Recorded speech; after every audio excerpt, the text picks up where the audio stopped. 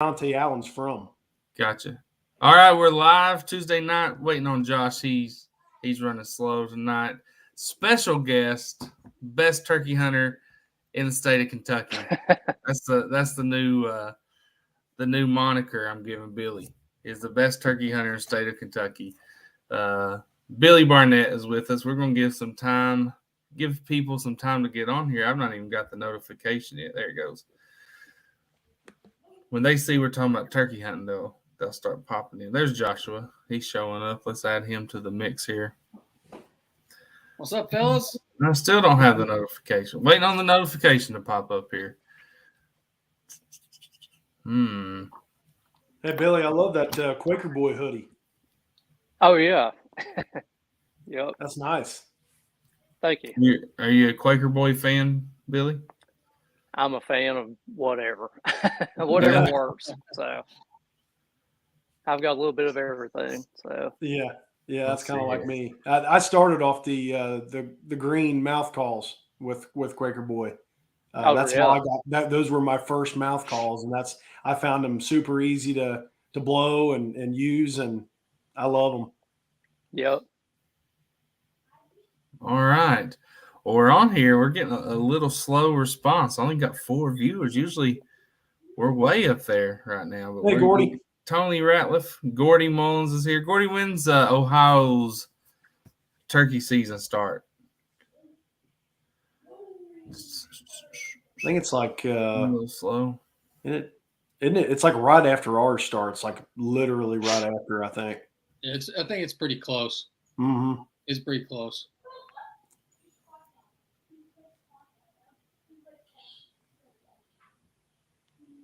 Yeah, I'm just ready. I'm ready, man. We've been writing stories and posting stuff, and Billy, I've been thinking about your upcoming trip and quest to kind of finish up there in Nevada. I'm very excited about following that and just following you, and I can't wait to see it happen for you. I appreciate it, man. It's seems like it took forever to get here, but all of a sudden, poof, it's here. I mean, yeah. Turkey season goes in a flash anyway, it seems like. So it does. Yeah, you're exactly right. All right, so we got people on here now. Billy Barnett, 48 out of 49 states that have turkeys. Billy's killed a turkey in 48 states. Going for the 49th on Friday. Is that right? That's correct. So here's what we do. We talked to Billy before. I'm trying to do 2 things at once here. So talked to Billy before. I think you were on a radio show with me. Is that right? So real famous radio show. Yeah, yep. And the radio show. We bowed out of the radio show because we couldn't get anybody to listen. But and we had a podcast episode. It's one of the best podcast episodes we've had, I think. So anyway, Billy's here with us. He works for Kentucky Utility, so he's on call tonight. So if he has to get up and run out, it's because somebody needs their power cut back on. But the U.S. Super Slam, as Gordy just said, Billy's after it. When did you start doing this, Billy? 2016 is when I started. Okay. Originally, just wanted to go after and honestly, I had no intentions to do the U.S. Slam. Just wanted to go get a Grand Slam, and once I started traveling, it just kind of got in my blood, I guess, and just wanted more. So here I am. So obviously you grew up in Kentucky. You've always turkey hunted in Kentucky. What were like the first few states that you kind of branched out into, and then kind of igniting that fire to get out and hunt more? I've hunted Alabama. I think it's back in about '98. That was the first trip out of state that I'd ever taken, and never did have any luck. Never even heard a gobble. But really, my first other state was Florida to go after the Grand Slam. So enjoyed that. Had a blast. But when I went out west, that kind of really, man, it's beautiful out there, and yeah, I just didn't know what I was missing out on. So that kind of got in my blood. I mean, as soon as the season was over in 2016, I was already thinking about wanting to go back. So, Do you find that what's successful in one state works in another, as far, or does it vary by species of bird? Like, how do you adapt to that? it's so different. I mean, all different types of terrain. You might be in the woods, you might be in fields, mountains. I mean, Yeah, there's not really one set way that you can hunt just every bird. You know, you just try different tactics, and whatever works, that's what. It's kind of a trial and error thing. I mean, you're going to a brand new place most of the time that you've never been, and as far as calling and stuff, that's pretty much about the same. I usually don't call that much. yeah, Once they answer me, I might call to them one more time, or just depend on the situation. But I right. always think that less is better on that. We were talking to somebody the other day. I can't remember who it was, but they were saying that Florida birds are pretty much stupid. That they're super easy to kill. Could you? We were just talking about that before, how hard it was. Yeah. Oh, okay. So Before we went live. I was going to ask, do you think that? And I guess the question's already been answered. Do you think a Florida bird was easier to kill than other places that you have been? Well, my Facebook has been full of people killing birds in Florida this past 2 weeks, 3 weeks, and every one of them birds, I'm telling you, they earned them. It's one of the toughest places. Let me say this: I went last weekend to public land with a buddy of mine, trying to help him get one, and we hunted 3 days and heard one gobble out of 3 days. And the weather was pretty nice, so wow. The hunting pressure. I mean, we got to one spot where you could see up and down the road and could count 6 different trucks parked, probably every 200 to 300 yards apart. Wow. And I mean, it was just, yeah. So it's pretty brutal down there. It sounds like me out at LBL. I think it was 2 years ago. It was like, I don't know, they've got it like broke off into sections when they look on their map. And I had located some birds the night before, went out there, and every road that went into that area, there was 2 or 3 trucks at every spot. And I was like, I might as well go home. It was crazy. Yeah, if you, I would say if I was going to go back, now I was in the northern part of Florida, and it was opening weekend for them. So if I could give any advice on that, I would probably wait till the second week. Everybody wants to go opening day. Oh yeah. And usually if you wait another week, it kind of dies off. A lot of people either have killed or they give up and go somewhere else. So I see Trendy Shepherd's watching. I think he's been down in Florida. Guys, Billy is on on mission. If he kills a bird in Nevada this weekend, and the next week, then he will have completed the U.S. Super Slam, killed a bird in all 49 states that have them outside of Alaska. So I want to know if we have people. I know a lot of you from Kentucky watching. Let us know where you're watching from.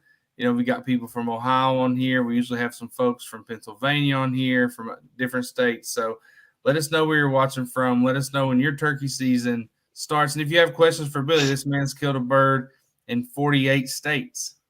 All right, that's 48 birds. That's more than most of us has killed in a lifetime anyway. So if you have questions for Billy, let us know. Wes is watching from Indiana. Thank you, Wes. Trendy said he had a good opening weekend in Florida this year. Brent's from Walton, Kentucky. So Trendy, I don't know. I saw a picture, a flyer for Youth Weekend. I don't think I saw any of your Florida turkeys that you killed, your Osceolas. So Wes is headed to Tennessee on Friday, from Indiana headed to Tennessee. So let me ask you this, Billy. Out of the 48 states that you've killed a turkey, what's been the hardest one? Probably the toughest has been Mississippi so far. Hey, Gordy just asked the same question. All right, Mississippi, what set it apart? Just lack of turkeys? Florida, now I said that was a tough state, but I did hunt on private land there, and there's that definitely helps. Yeah. I've never killed a public land bird in Florida, but Mississippi, I made a couple different trips down there, and I'm still to this day, I've not heard a bird gobble in Mississippi. It gets, there's a lot of hunting pressure down there. I mean, it's a lot of the southern states get hit pretty hard. I mean, it's tough hunting. I mean, everybody's after them. I mean, everybody comes out. So, Billy, I've got a question for you, and forgive me if this is kind of a secret of yours. So I apologize. Okay. You can deny the question if you want to. Okay. A lot of people that watch and a lot of people that want to hunt public land, you've been in a lot of situations where you've had to do that. Pretty soon I'd like to hear some of your comments on like how you get through it. Do you sleep in your truck, et cetera? I've heard some of your stories already, so I want to get to that. But my question is there a specific day during the week that you would recommend for people? This is going to ruin everybody's idea here, anybody that's watching, Yeah. but is there a day of the week that you would say, like, obviously public land, you might not want to go on a weekend. Is there a day during the week that you have found to be a little less busy in all your trips? I would say probably Tuesday and Wednesdays, because it's not a lot of people will put together a 3-day weekend, either take off Monday or take off Friday, or a lot of people are off, they work 4-10s and off on Fridays anyway. So I would say Tuesdays and Wednesdays would probably be the best. Okay. Yeah. I suspected that was probably the case. Middle of the week, probably. That's kind of what I assumed. Yeah. Yeah. That's, I'll just get out there, and if I see a bunch of people, I'll try to go somewhere else. And I try to plan before I go, if I park here, can I walk 2 miles and get away from all the roads this way, or Yeah. I study a lot of maps before I go and just kind of look at it. And, if you have to, you just go out and be there 2 or 3 hours before daylight and sit in your truck and wait, and try to beat somebody there. I mean, but I think, I've got up pretty early before and still been beat. So I don't know if they're sleeping in the trucks in the parking spot or what, but I've heard people doing that. They're definitely sleeping in their trucks. They do that a lot all the time. Yeah. So a lot of times that's the hardest part. Yeah, Denise here is watching from Quebec, Canada. That's awesome. Their Cool. season starts April 29th. Is there a North American slam, Billy? Where you can There go is to a Canadian slam. Yep. Canada and Mexico, though? Could you do all three? Is there such thing? Oh yeah. Yeah. Yeah. There's That a might world be your slam. next step there. Maybe. Yeah. I don't know. I would like to go to Canada and hunt up there sometime. So, Maybe Denise can hook you up. And Canada's Wes yeah. says that Wes is off to. He's going to. I think he said he's going to Florida, and then he's going to Kansas, and he's chasing your goal. And what advice do you have for Wes? You've almost got it. He's on his way to doing it. What advice do you have for him? What I tell everybody is just try to group states that are close to you first. Because it seems, 49 seems like a big number. It's very intimidating when you start out. Oh yeah. And I have people all the time say, "Well, I'm only on state number 5." Well, I tell them, "Yeah, I was on state number 5 myself too at one time." So the best thing to do is start out close to home, plan weekend trips, get all you can close to you first. And that'll be, and before you know it, you'll be 10, 15, and then you can start branching out, planning the bigger trips. And, then you kind of group your states when you go on the farther trips. So, What, and, go ahead. Oh, I was just going to say, I've met a lot of people on this adventure, and the more states that you go to, you're going to run into people that are doing the same thing, and you're going to build a network with people, and you're going to be able to talk back and forth. You're not going to get much off Facebook on a turkey hunting page, but you'll make friends, and you'll start sharing a little bit with each other and helping each other, and I've had a lot of help along the way. I really have. So I think everybody that's done this has. It's more of it's not really a competition against other hunters. I mean, it's kind of a competition against yourself and the turkey. I mean, there, you got 4 different turkeys and 49 states. And so you're not really competing against other hunters. It's kind of yourself and time and everything else going into it. A lot of factors there. Well, a friend of mine once told me he was hunting, and he had ran into another guy, and the guy was kind of hateful. I was like, man, I've been hunting here for years. And the other guy was like, yeah, but dude, I've been scouting here for like 2 weeks. And they both decided not to leave. And my buddy decided to drive around the mountain and call from the other side. And he called that bird in and killed it. And he could hear the dude across the holler calling to that bird, and he killed it. And when he told me that, I was like, a lot of times, and I'm not telling people to do this because it could be dangerous potentially, but sometimes you just got to call a little bit better than the other guys around you, It's a coin toss sometimes. I mean, if I hear somebody or see somebody, I try to back off. If somebody beats me there fair and square, I'm fine with it, because I want them to do the same to me. If I pull up to a spot, I don't want you to go 100 yards down the road around the curve and jump out. And, most of the time, most of the people I've met have been really good. So, not many bad experiences with turkey hunters. So Brent has a question here about your favorite call, but I want to say if you're watching, here's what I want to know from the people watching tonight: how many states have you killed a turkey in? So I would say most people probably killed a turkey in one state. Who's killed multiple turkeys in multiple states? So let us know in the comments.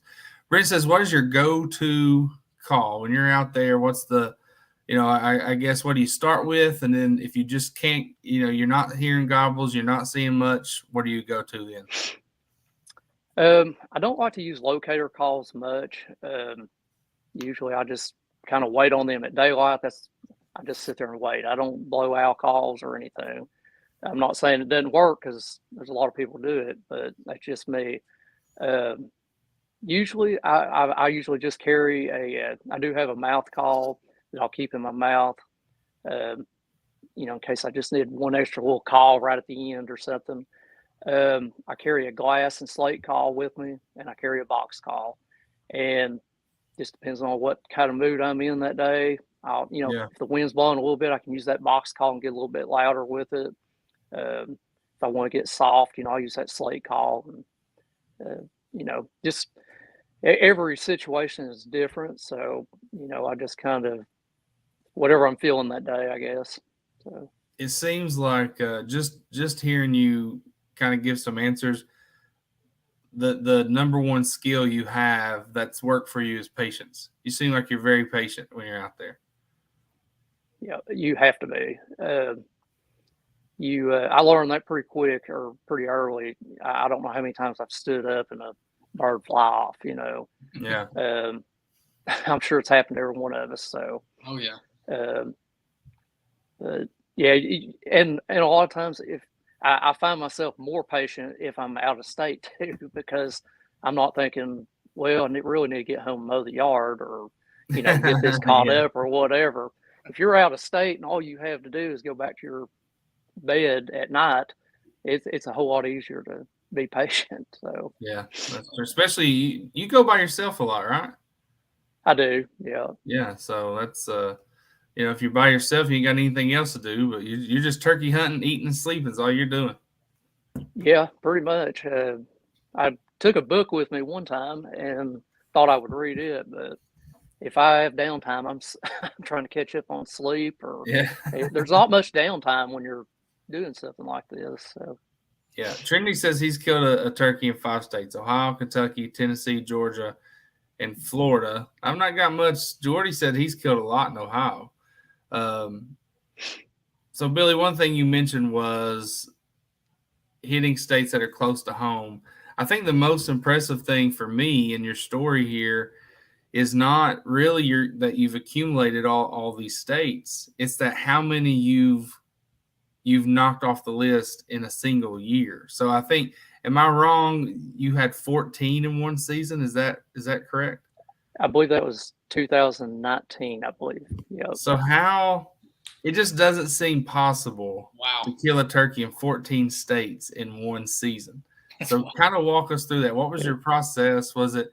I think it was in the Northeast where you had all those little states grouped together. So walk us. I don't want to give any details. So you walk us through that, because I just find that fascinating. Well, it was all luck. It was a lot of it's luck not. involved. Listen, if you've done it 2 or 3 times, it's luck. 14 times, that's just you being a good hunter. Yeah. That's getting it done. Well, Yeah. yeah. It does take a lot of luck though. It's I've just sometimes I would just happen in on the right place at the right time. It's meet the right people. Perfect example. I was in Mississippi hunting, and I pulled into the campground that I was going to camp at, and the park ranger came out, and he seen me in camo and everything, and he asked me about hunting and if I had any luck, and I hadn't heard anything. He said, "I'll tell you what," he said, "I saw some just yesterday right down the road on another piece of public land." He said, "If you want me to," he said, "I'll go down, follow me down there, and I'll show you where I saw him at." And I was like, Wow. "Absolutely." Yeah, there you So go. I threw That's everything cool. out at the campsite and met him. And sure enough, if I feel like if I hadn't met him, I wouldn't have got a bird that day. And he kind of put me in the right direction, and I was just throwing darts at a map going to these places. And so stuff like that really just seems like sometimes it just all falls together correct. Yeah. So But meeting different people, man, in the outdoors has been my favorite part of doing Eastern Outdoors Media. absolutely, yeah. You just meet Yeah, so it many is. different people from different places and different backgrounds, and it's kind of like an army too. Like you meet people that it has nothing to do with like what you grew up as. Like you, it's just completely different person. It's the same way in the outdoors, and it's just like you all. It's like the outdoors. It's a smaller community than what you think, and everybody just meshes together, man. That's my favorite part of all of it. Yeah, I absolutely. And there's no wrong way to do anything. I've met so many people that have had different tactics, different, totally different than what I do, and Right. there's nothing wrong with that. It kind of opened my eyes to be more open to stuff like that. So Yeah. All right, so I got to go back to the 14 states, right? I want to know Okay. where did you start? How many did you kill in a day? I know you had multiple in a day. Just kind of tell us how it all unfolded, because I think people are interested in that. Okay. If I remember correctly, I don't. I've got it all wrote down, and that's one thing I will tell everybody. Always keep really good records of everything. Yeah. I keep the weight, the beard, the spurs, where you killed him at, what date it was. I try to take plenty of pictures because 20 years from now, you're going to want to look back and remember that. But I believe I started in Florida that year, and I usually hunt Tennessee about every year. But the biggest part of that trip was in the Northeast. And what I did, I went to Ohio first. Didn't have any luck there. Then I went on up to Pennsylvania, hunted there, didn't have any luck. And then I took off and went on up to that from Pennsylvania to Massachusetts was probably the longest drive I had out of the whole trip. But I hunted Massachusetts, Rhode Island. Then I went up to Maine. I actually killed 2 birds in Maine that morning and had enough time to drive back down to Connecticut and got a bird that morning as well before shooting time. So maybe a little luck. Just a little. So, yeah. And then I just started bouncing state to state. I hit Vermont, New Hampshire, New York. Then I hit Pennsylvania and Ohio, coming back home, and ended up getting those states on the way back. So that's impressive. Yeah, That's wild, man. That's how awesome. many in a single day? States in a single day? 3? No, I've only got 2 states in one day. Two states one day, but Maine 3 and birds, Connecticut. 2 states. Gotcha. Okay. That's right. Now, Yeah. Wes is asking here, I don't know if this is because Wes is interested or he just wants to know how this works in a marriage, but he wants to know if you're married. How are you doing this Yeah. while you're married? I've got a really good woman.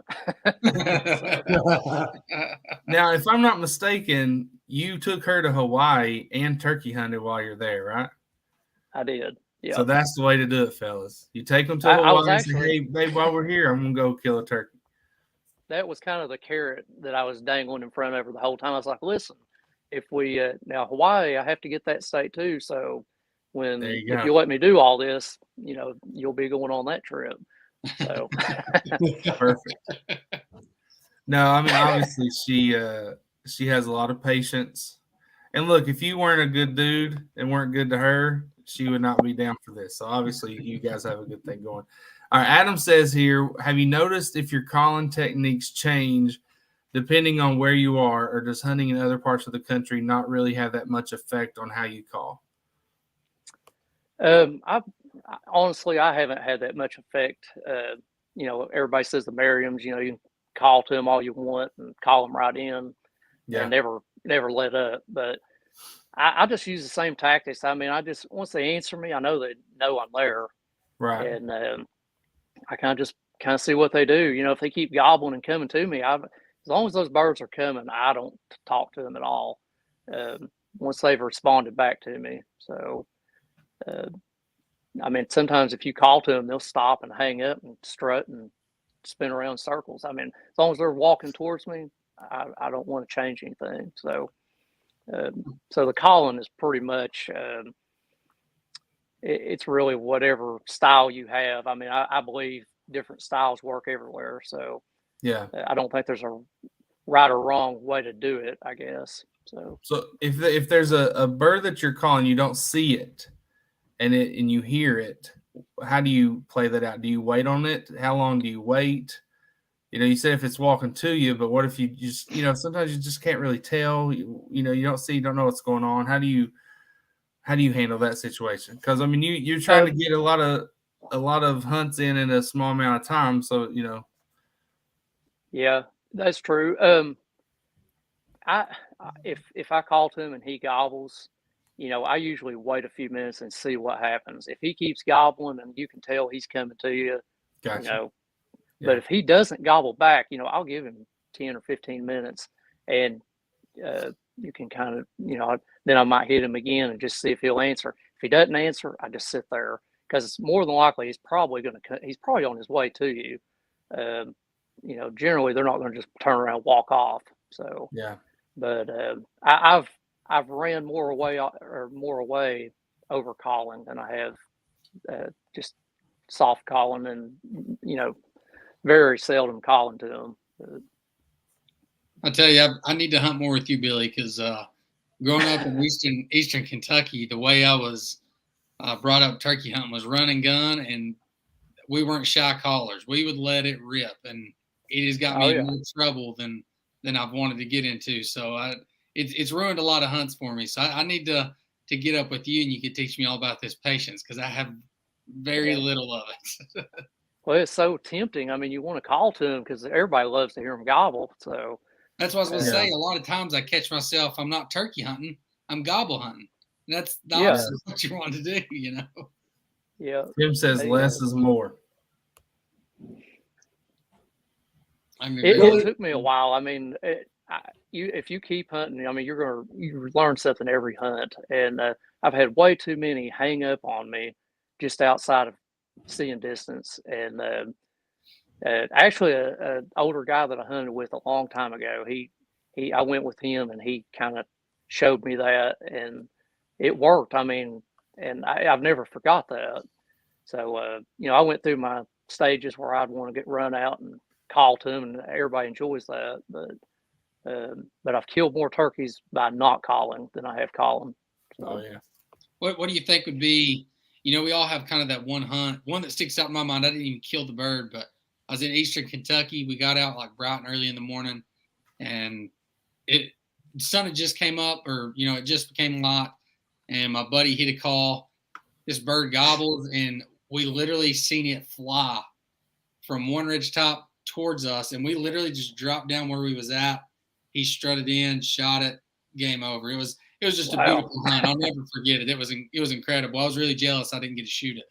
But is there one that sticks out in your mind in a specific state that was just like that story you'll just never forget? I went to Tennessee. This has probably been 7 or 8 years ago, is before I started this. and my cousin went with me, and he wasn't hunting, but he just went with me. He was too cheap to buy a license, I guess. But we went up on a ridge, and there was a bird gobbling on the other side of this big holler. I mean, it was a big holler, and he was hammering down, and I called to him, and he answers. We were set up, and I was like, man, I don't know. I was like, my cousin's like, oh, we need to run around there and get to the other side. And it was kind of early when we got up and left. And sure enough, we got up, walked around to the other ridge. And about the time we got over there, I mean, it's probably a 15-minute hike over there. And as soon as we got over there, that dude gobbled, and he was standing by that tree that we just left. I mean, he literally flew across that holler to us. And all it was, I really believe this, is we weren't calling to him, and the curiosity got him. He couldn't stand it, and he had to come check it out. Yeah. So, we went on down the ridge that he was originally on and set up pretty much exactly where he was at the first time, and called to him there, and that dude flew that holler again and came right back over there to us. But the setup we had was terrible. It was right on the crest of the ridge, and it broke off real quick, and he just came up to the edge of the hill and stuck about 4 inches of his head up, and we were kind of sticking out. There wasn't any good trees there, and he flew right back across the holler again. So, Mike, you were going to say something a while ago. Actually, yeah, that's basically what I was gonna ask that same kind of question. Is there just a hunt that almost provides that heart thumping, just like in your face, like all of a sudden he's sprinting into you, and he's right there in your face. You might let off a little yelp or something, and wow, he just nails it, and it's right there in your face. And just wanted to know if there was like just one of those heart pounding moments. Yeah, man, there's so many to think about, but probably my first trip to Hawaii. I mean, I was literally probably 15 feet from this gobbler when I shot him, and I mean, it just overwhelmed me. I mean, I was traveled that far to go hunting. I was going to a brand new place, and the first day I didn't kill one there. I mean, I kind of got everybody said, oh, there's turkeys everywhere. Well, I kind of got a reality check. I mean, I hate it when somebody says, oh, it's easy, or there's turkeys everywhere. That seems like it's a jinx for me or something. Yeah. But yeah, he was 15 feet from me when I shot him. And I mean, I'll never forget that hunt ever. He had some hens there, and it was so thick where I was at, you couldn't really see him. But when he stepped out, I mean, he hammered down. It was right. I mean, you could feel it in the ground when he gobbled. I mean, it was just that's the best. All right, so Brent has a question I think a lot of people probably want to know. Do you use a blind and decoys, or are you more of a run and gun style? What's your setup like? I'm not against blinds. I know everybody hunts different, and there's nothing wrong with that. I mainly run and gun. I have killed birds out of blinds before. If it's raining or if it's real windy, I'll run and gun. The bird that I killed in Iowa, I actually killed it out of a blind. It was like 10 degrees that morning when I got up. There was snow flying. The wind was blowing 20 miles an hour, and I didn't have enough clothes. I'll be honest with you. So I had a little pop-up blind, and I took it to a fence row and stuck it out, and it was about the only way I could stand hunting that day, to be honest. Yeah. But and it worked great. I mean, I was pretty comfortable, and you couldn't even hear one gobble if they did. So I always do usually take one when I'm driving.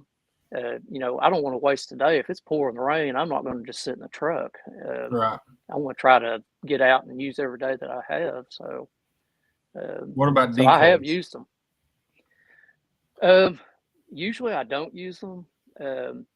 But if I use a blind or something in a field, yeah, I usually throw them out.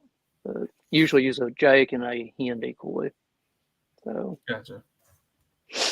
Marcus says that he likes to run and gun until he gets a response. Then he'll soft call, scratch the leaves with his hands with long pauses in between. Said he's noticed that if two gobblers are together, a good gobble call will bring them straight to you if they're hung up. He's even called them from across the lake a few times, which is a little crazy. One story I know, Billy, you hunt public land a lot. And Josh and I talked to Preston Pittman. Are you familiar with Preston Pittman?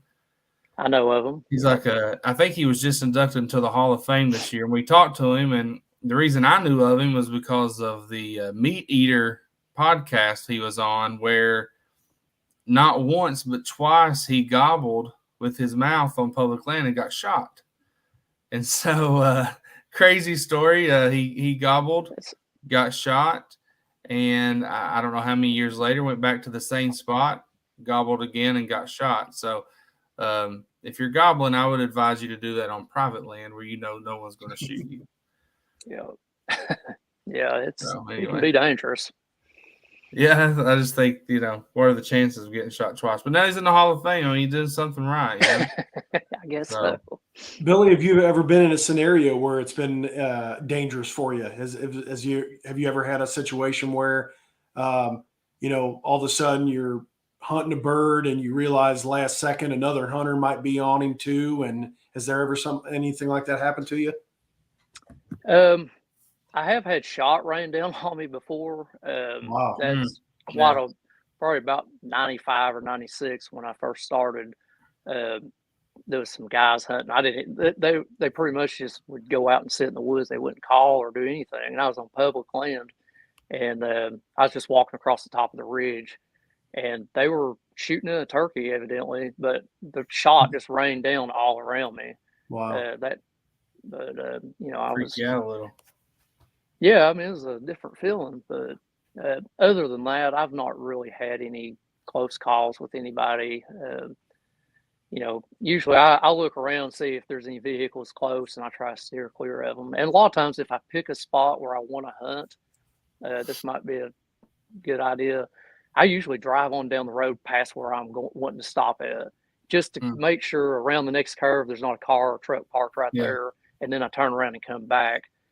Because a lot of times you'll stop and then another 100 yards down the road there might be a vehicle there. So I just want to stay away from people as much as I can, and that's I feel like everybody else kind of wants to do the same thing. Oh yeah. We don't want to see them there, but they don't want to see us either. So, but you know what? There's I would say, at least for most places we go, there's enough room for everyone. Maybe not open a day. Maybe you have to drive on down the road or across town or whatever if you're at a big public land area. But for the most part, you can squeeze in somewhere, and hopefully it works out for you. Here's what I'm really curious about. If you're hunting a new area, a new state, or a new public land or anything, and you're studying maps, you said you look at maps a lot. What are the landmarks that you're looking for? Like when you're kind of narrowing down where you want to hunt, what are some things that you're looking for? You want to make sure that area has before you go there. I usually look for if there's water, if there's any kind of lakes or body of water, that's kind of a good starting point. And I like to get on the highest ridge top I can. Whatever, you just get on a real high point where you can hear the best. And if I've never been there, so that's kind of a good starting point. You can, if you hear one gobble way off, you can always take off and go drive around or whatever to get to it. But and I look for where roads, I look at all the roads and the access points, and it's just the way I go. I just try to find the part that has the least amount of road access to it, and just take off as hard as I can. I try to steer clear of power lines the best I can. It seems like everybody's drawn to power lines for some reason. But if they're, you can check them out, and they are good. That's why I guess everybody goes to them. But you might have some company too. But Are most of your birds? Sorry, John. Go ahead, are most of your birds in the woods or in fields typically? It sounds like the majority might be in the woods. Yeah, it's just where we live. We have mainly woods here. Yeah. You know, that's another. I should have kept better records on that. It would have been nice to know. You could have had a box field or woods. While I was keeping all my records, that would have been something neat to see what the tally would have been. Yeah. So. Yeah, I would say out west you're looking at less, timber and hill country than you are here in the southeast. So Yeah, it depends on where you are too. But Alan has a good question. I think obviously we're not biologists, but you've been turkey hunting a long time. Have you, current state of turkeys, especially eastern turkeys? I think every state in the southeast has acknowledged it's been on decline lately.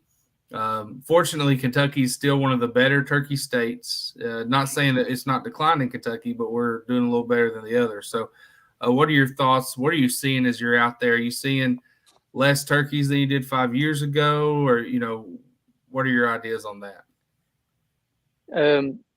Where I hunt at, well, we have a farm here in Kentucky, and probably had it for about 20 years now, and it's been one of the best turkey hunting places I've ever had. Yeah. Now, I don't always kill my turkeys there, but I like to spread them out. I don't want to shoot too many on one property. But about 2 years ago, I could definitely tell a difference. Now, I don't, there could have been some other factors to it. I'm not sure what's going on, but 2 years ago, on opening day, I could usually go out there and hear 5 or 6 birds. It's up on a high ridge, and you can hear a long ways. And 2 years ago, I went out there and I heard one bird. And I went out there last year and heard one bird. So, I mean, it's not I'm not sure what has changed. I'm not seeing the amount of birds like in the fall like I used to. There used to be a pretty good flock of hens.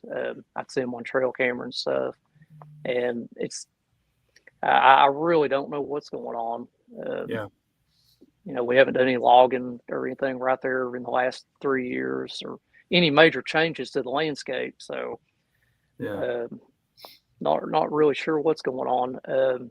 In Tennessee, I don't hear as many birds there like I used to, but there's a lot more people hunting, and maybe they're just getting more call shy. I don't know, but it's definitely, I can definitely tell it's getting tougher.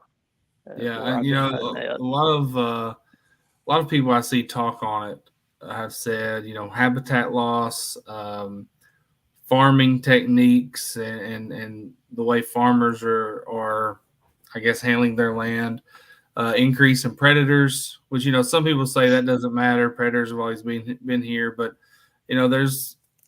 I think Alan Probst was telling us, there's recent research that suggests that predators are making a dent in the turkey population. I think it's a number of factors. You had the really popular post of you basically documented, a nest being raided and destroyed, and that's been shared all over the internet. So you have a little bit of proof there. I mean, that was kind of wild to see that happen in not real time, but over a period of time.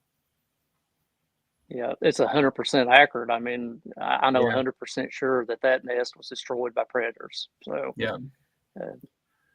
and like you said, I think it's a combination of a lot of things. I mean, if they just had 1 or 2 bad hatches, say this year and last year, that's a pretty big. That's going to impact turkeys pretty good to have 2 years in a row of, bad hatches. So. So it's probably a combination of a little bit. It didn't. Well, let's say it didn't take a lot to throw it off. So right. Yeah, and we haven't even really mentioned. I was fortunate to be able to talk with the turkey coordinator for Kentucky Department of Fish and Wildlife, Zach Danks, and he talked a little bit to me about the correct amount of moisture and temperature and things of that nature as far as weather. Those are things we can't control, but those are certainly factors that can also affect the number of hatches that we have and turkey poults that survive, depending on the the dew point and things of that nature. So that's certainly a factor. And something I got to talk to him about a little bit was that the hatches from the last couple of years. I wanted to know, are we going to hear a lot of loudmouth 2-year-olds this year in Kentucky? And from what it sounds like, the 2020 hatch was a little bit weaker than the 19 and 18 seasons. He said 18 and 19 had good hatches. 17 was the worst hatch we've had on record, from what he said. So what that led me to believe is maybe we're going to have some 3 and 4-year-old birds this year. They might not be as loudmouthed as the 2-year-olds, but we might have some hook daddies out there. Yeah, that'd be nice. Very good. Yeah. Yeah. One thing I talked to Kevin Murphy, who is a, fantastic small game hunter. He hunts squirrels, rabbits, and has dogs and everything. And, we talked about avian predators, the effect that avian predators have on small game, owls and hawks and such. And then on the Meat Eater podcast, which, that's how I found Kevin too. They talked about how, I think it was Mike Chamberlain, who is like the foremost expert on turkeys we have in the Southeast. And he said the great horned owl was like one of the top predators for turkeys. And we have so many of those, in our woods. And so they're protected. All these hawks and owls and predators from the sky are all protected. But, Kevin said maybe we should start talking about managing those because they're having an impact. He said, I've never seen a decline like I have, in the last little bit, and those are having an impact. I don't know, just something to throw out there. Yeah, and John, I think something that I got to write about the other day, and we posted that story about habitat management. With birds of prey, they are protected, and I think one of the ways that I started thinking about it, and it's a piece that I wanted to write because I think the change in habitat, or even doing things that influence a diverse habitat, such as I think one of the pieces that I mentioned was just not doing anything to your property until July. Like, don't mow, don't let the grass get thick, let things get nasty. Those are the things that I think can protect poults if they make it to being, a young poult. The things that are going to protect them from birds of prey is cover. So I think that's just one thing that we can think about is I know folks have to cut hay and do things of that nature, but maybe we wait until July across the board, make sure these poults are able to escape and fly and things of that nature before we cut our hay. I think that could even go a long way. Well, I think you're right, and I think a lot of people are saying that, but then people who are farmers, they have like, well, this is what they do. So I don't know. I can't. They gotta have it for their cows. Yeah.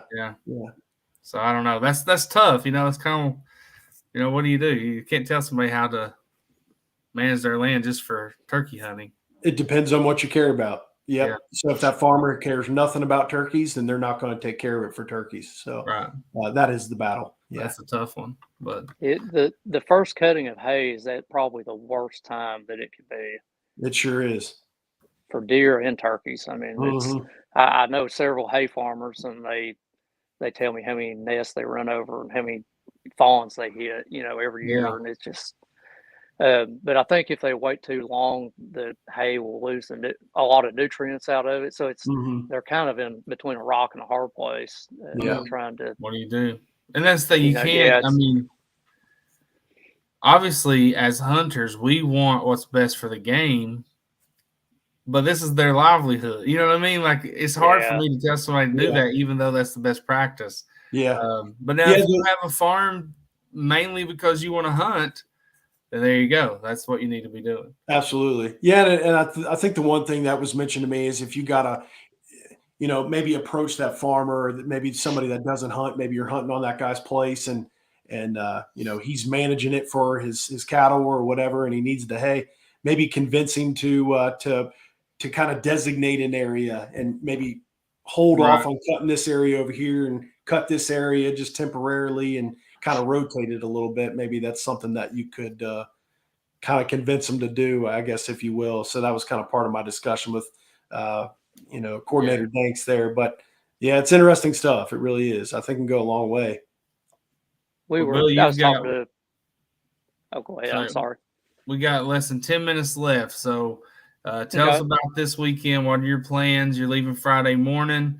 And hopefully next time we see you, you're going to be Billy Barnett, U.S. Super Slam champion. I don't know the title, but that sounds good. Okay. I'm going to leave Friday morning, and I'm actually flying into California. Should get there about 10:30 Friday morning, and I want to drive over. It's about 3-hour drive to where I'm going to hunt in Nevada, and hopefully I can hunt that afternoon. But the farm that I'm hunting on, just like I said earlier, everybody's, I hate when somebody says, "Oh, it's going to be easy." That's what I've been told for the last 2 years.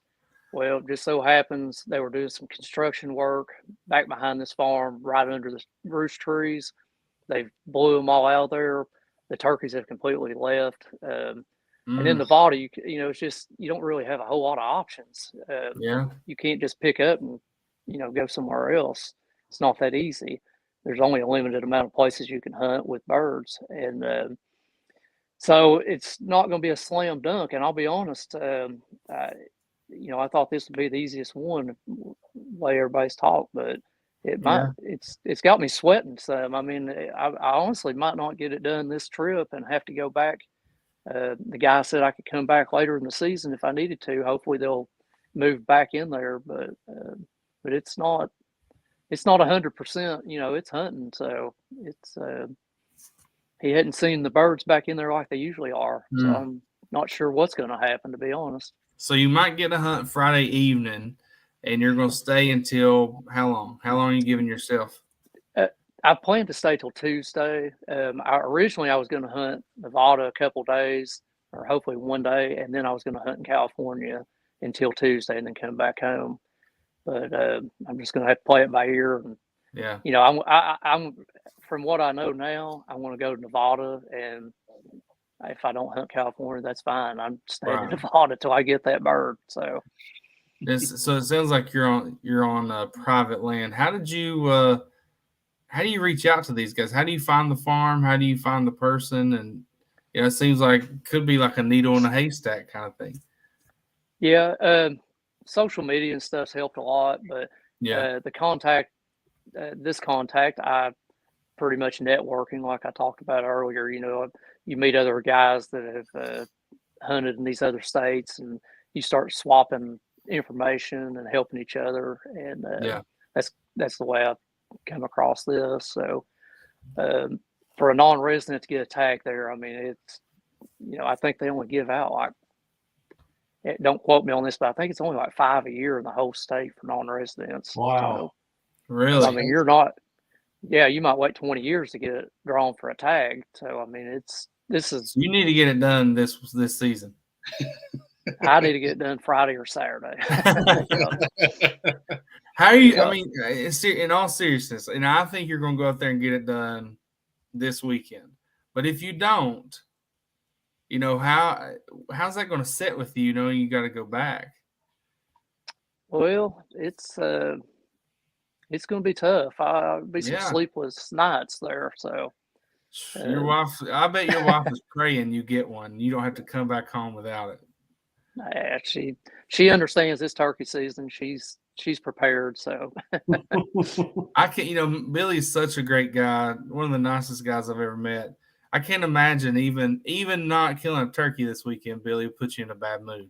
I'm sure you're going to come back, positive. It is what it is. So, I mean, I'm just going to go. I'm happy to be able to go, first of all. And, if I don't get one, it's not meant to be. So I've already proved that 2 years in a row. So for this state. So if it's, I'll do my best, and that's all I can do. So there you go. Listen, man.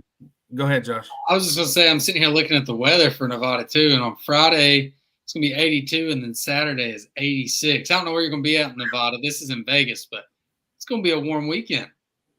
Yeah, I think it's going to be in the mid 70s where I'm at. So, and it's going to be sunny. So Nevada's I think it'll be pretty good. Yeah, I'd say I'm sorry? northern Nevada. It's a longer state, so Yeah. I'd say the weather I'll be changes. close quite a bit. to. It's over closer to Reno's where I'll be at. Yeah. Okay. So, well, listen, man, we're all pulling for you, and when you get it done, you got to come back on, tell us about it. You know, we're going to put all the pictures, and we'll share it, and you'll be. I mean, as far as NWTF goes, you'll be the first Kentuckian to pull this off. Yep, That's as pretty far as I know, special. it will be. Yep, That is pretty that's pretty special. cool. Incredible. Well, listen, it couldn't have happened to a better guy, man. We're pulling for you. Thanks for joining us tonight. Everyone in the comments been watching. Thank you guys for being here. We'll be back next Tuesday. I don't know what we're going to talk about next Tuesday. We said turkey this week. We'll probably just keep talking about turkey hunting or bass fishing. I mean, that's what's going on. So, Billy, safe travels. Best of luck. Hope you come back with that 49th bird. Thank you, guys. I appreciate you guys having me on here and enjoyed the evening with you. Hey, anytime, brother. Anytime. All right. Good Thanks, luck to guys. you, Have a Bill. good night. Thank you, guys. You too. Best Good luck luck, to you Billy. guys. See ya. Thank you.